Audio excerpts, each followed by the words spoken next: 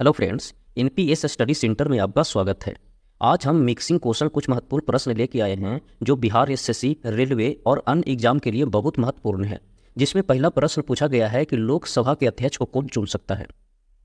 लोकसभा के अध्यक्ष को कौन चुन सकता है। तो लोकसभा के अध्यक्ष को लोकसभा के सदस्यगण ही चुनते हैं। लोकसभा के सदस्यगण ही चुनते हैं।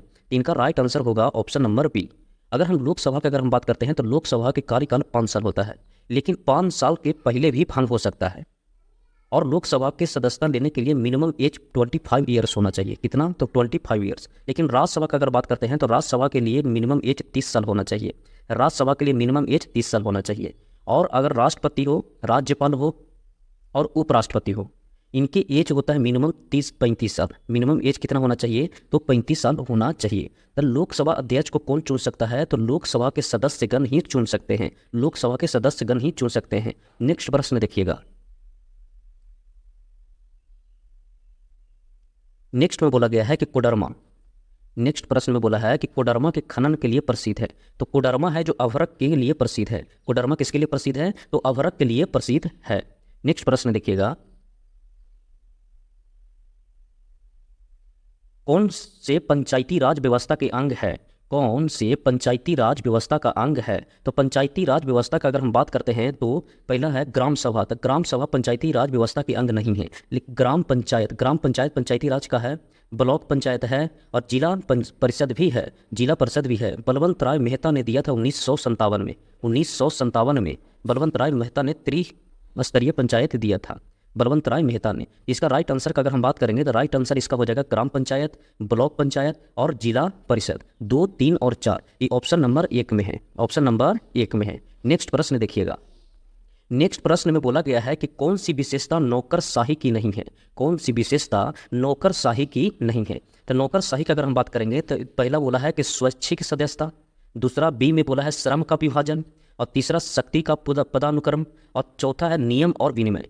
अगर हम बात करते हैं कि कौन सी विशेषता नौकरशाही की नहीं है, तो नौकरशाही की विशेषता स्वैच्छिक सदस्यता नहीं है। स्वैच्छिक सदस्यता नहीं है। तो 4 का आंसर होगा ए नंबर। ए ऑप्शन 4 का राइट आंसर होगा। नेक्स्ट देखिएगा। नेक्स्ट में मिलाना युग्म में से कौन सी सही सुमेलित नहीं है। कौन सी सही सुमेलित नहीं है? तो देखिएगा, कावेरी को हेमावती, कावेरी का हेमावती ये सुमेलित है। कावेरी का सहायक नदी हेमावती है। कावेरी का सहायक नदी कौन है? तो हेमावती। कावेरी का सहायक नदी हेमावती। गोदावरी की सहायक नदी मूसी, ये गलत है। महानदी की सहायक नदी मांड, ये भी सही है। कृष्णा की सहायक नदी मालप्रभा, ये भी सही है। तो कृष्णा की सहायक नदी मालप्रभा, महानदी की सहायक नदी मांड और कावेरी की सहायक नदी हेमावती। लेकिन गोदावरी की सहायक नदी मूसी, ये गलत है। तो इसका राइट आंसर हो जाएगा 5 का बी। 5 का बी। नेक्स्ट प्रश्न देखिएगा।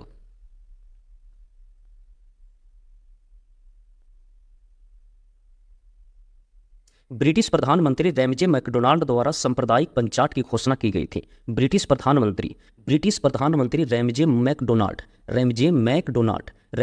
मैकडोनाल्ड द्वारा सांप्रदायिक पंचाट की घोषणा की गई थी।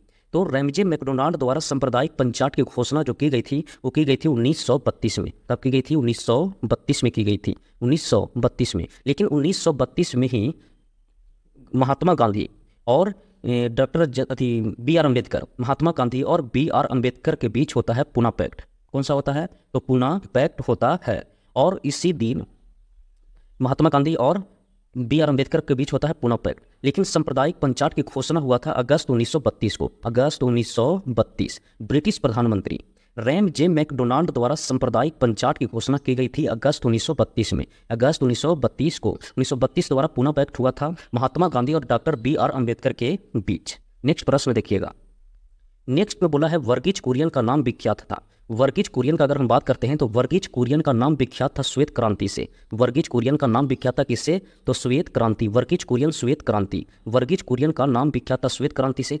नीली क्रांति अगर बात करेंगे तो नीली क्रांति मछली से है। किससे है? तो मछली से। नीली क्रांति हो गया मछली से। हरित क्रांति का अगर बात करिएगा तो यह है खदान से। हरित क्रांति हो गया खदान से। हरित क्रांति हो गया खदान से। अगर हम बात करते हैं कि पीली क्रांति, तो पीली क्रांति होता है तिलहन से। पीली क्रांति होगा तिलहन से। पीली क्रांति होगा तिलहन से। गोल क्रांति आलू से। गुलाबी क्रांति होगा झींगा मछली से। और भूरी क्रांति उर्वरक से। और लाल होगा मांस या टमाटर से। हम क्या बोले कि वर्गीज कुरियन का नाम श्वेत क्रांति से जुड़ा हुआ है। और हम देखते हैं नीली क्रांति का जुड़ा हुआ है किससे, तो मछली से। हरित क्रांति जुड़ा हुआ है खदान से। फिर हम बात करते हैं पीली क्रांति जुड़ा हुआ है तेलहन से। गोल क्रांति आलू से। गुलाबी क्रांति होगा झींगा से। और भूरी क्रांति उर्वरक से। और लाल क्रांति मांस या टमाटर से। नेक्स्ट प्रश्न देखिएगा। नेक्स्ट प्रश्न में 17 में 8 नंबर है, 1791 में महिला एवं महिला नागरिक अधिकार घोषणा पत्र किस महिला ने तैयार किया था।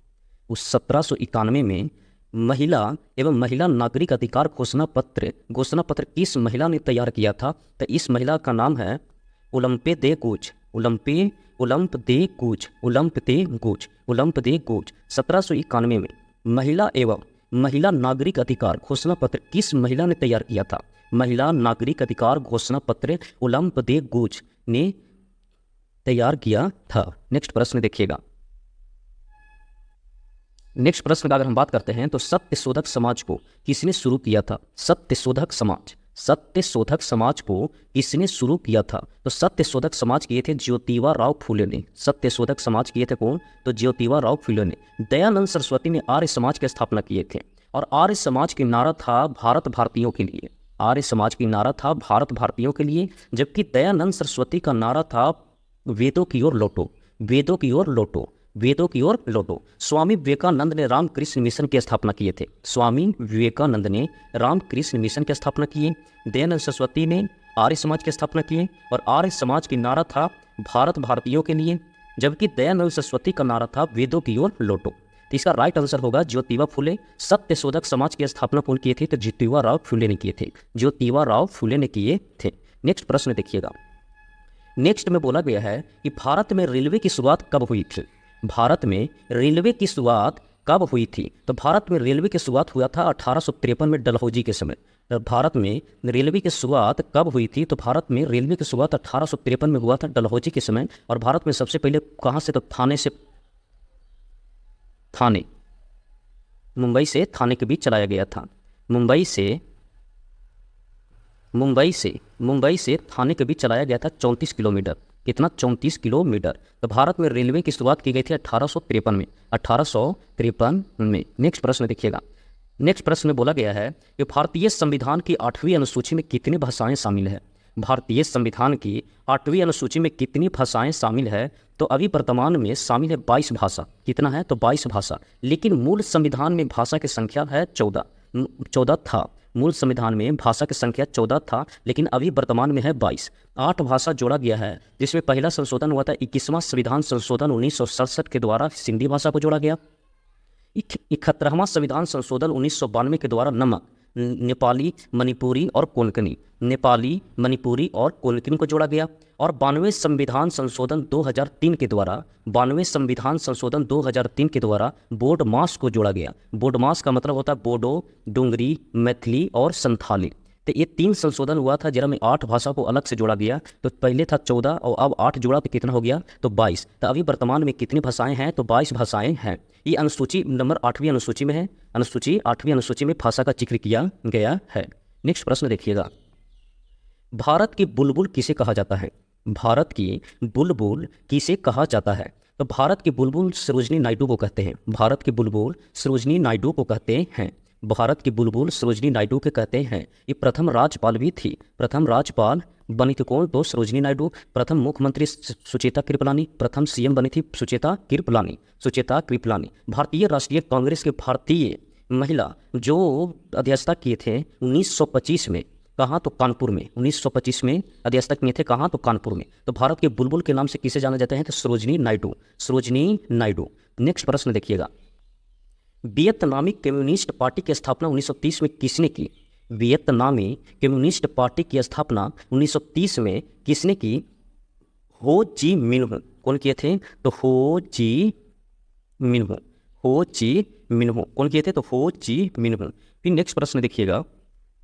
श्रेणियों में कौन सी पश्चिमी घाट का भाग नहीं है। श्रेणियों में कौन सा पश्चिमी घाट का भाग नहीं है। अगर हम पश्चिमी घाट का बात करते हैं तो ये है पश्चिमी घाट। और पश्चिमी घाट को ही हम बोलते हैं सह्याद्री के नाम से जाना जाता है। किसके नाम से, तो सह्याद्री के नाम से जाना जाता है। तो अनाईमुडी है, काम भी है और पालनी भी है, लेकिन कामिट नहीं है। ये हिमालय क्षेत्र का भाग है। किसका है, तो हिमालय क्षेत्र का भाग है।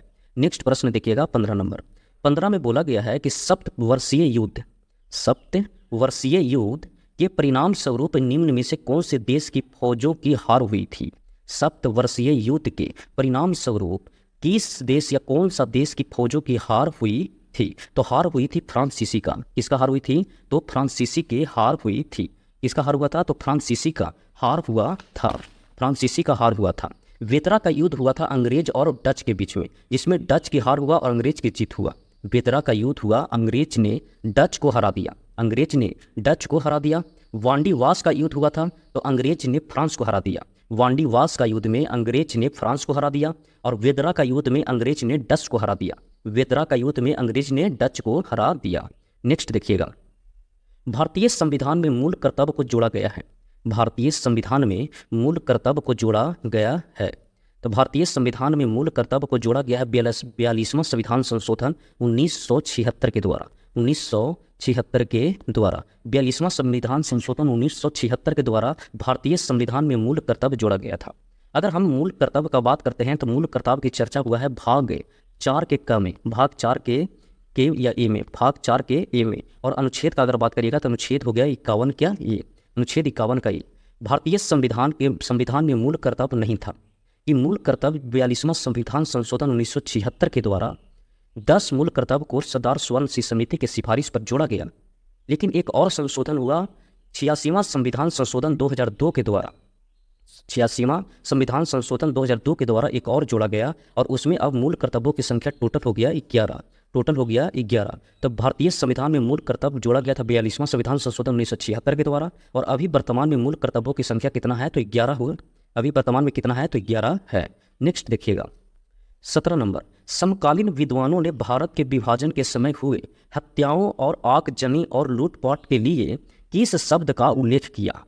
समकालीन विद्वानों ने भारत के विभाजन के समय में हुई हत्याओं को, आगजनी और लूटपाट के लिए किस शब्द का उल्लेख किया था? तो वो उल्लेख किया था जनसंहार का। किसका उल्लेख किया था? तो जनसंहार का उल्लेख किया था। जनसंहार का उल्लेख किया था। किसका उल्लेख किया था? तो जनसंहार का उल्लेख किया था। फिर बोलता है किस राज्य में काली मिट्टी प्रचुर मात्रा में पाई जाती है? काली मिट्टी प्रचुर मात्रा में पाई जाती है। तो अगर हम काली मिट्टी का अगर बात करते हैं तो काली मिट्टी प्रचुर मात्रा में बात करते हैं तो काली मिट्टी प्रचुर मात्रा में इस क्षेत्र में पाया जाता है। और इस क्षेत्र में कौन आता है? तो ऑप्शन में है गुजरात। कौन है? तो गुजरात में काली मिट्टी प्रचुर मात्रा में पाई जाती है। काली मिट्टी को ही हम कहते हैं रेंगूर का मिट्टी। रेंगूर मिट्टी कौन सा? तो रेंगूर मिट्टी कहते हैं।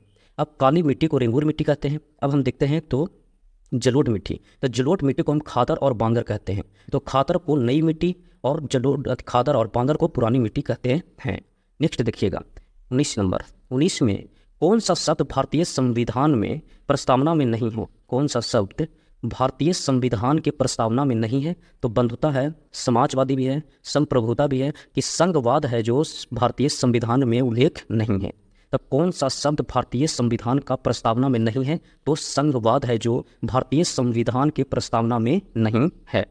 नेक्स्ट देखिएगा, इनमें से भारत के किस राज्य में द्विसदनीय व्यवस्थापिका है? इनमें से भारत के किस राज्य में द्विसदनीय व्यवस्थापिका है? तो ये है बिहार में। किस में है? तो बिहार में है। भारत के किस राज्य में द्विसदनीय व्यवस्थापिका है? तो ये है बिहार में। यहाँ 20 क्वेश्चन का सेशन समाप्त होता है। अगर पसंद आया है तो लाइक, सब्सक्राइब और कमेंट में अपना राय जरूर दें। धन्यवाद।